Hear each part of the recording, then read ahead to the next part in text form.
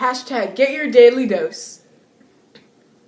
Here's a short tour of the digestive system. We are going to follow the journey of a cracker from the point it enters the body through the point of elimination. Step 1. Eating. The way our body obtains energy is by eating. Eating is the process by which energy in the form of food is brought into our mouths.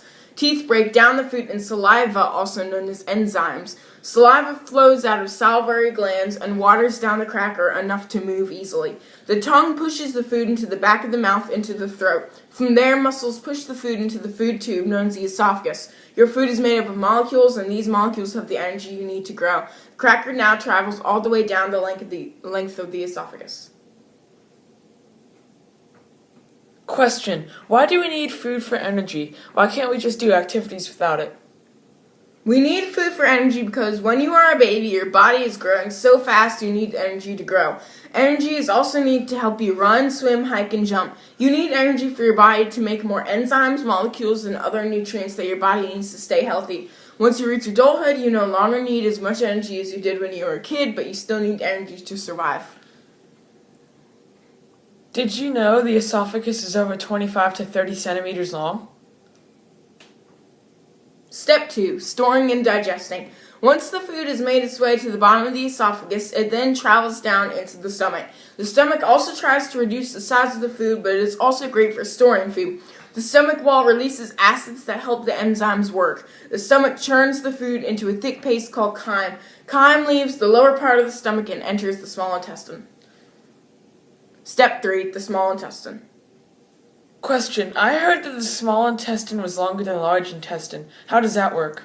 The small intestine is called small because it has a smaller diameter compared to the large intestine.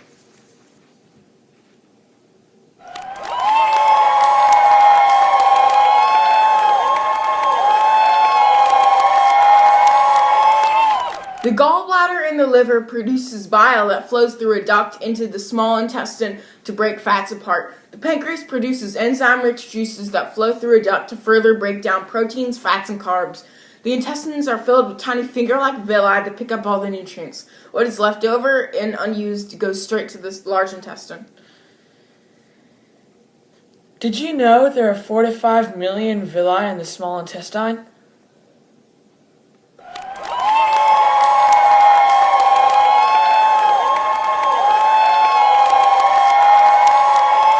Step 4. The large intestine. What goes down to the large intestine is any food that the small intestine has not absorbed. The large intestine is also known as the colon. The colon receives a watery mass of undigested food within 2 to 5 hours after eating.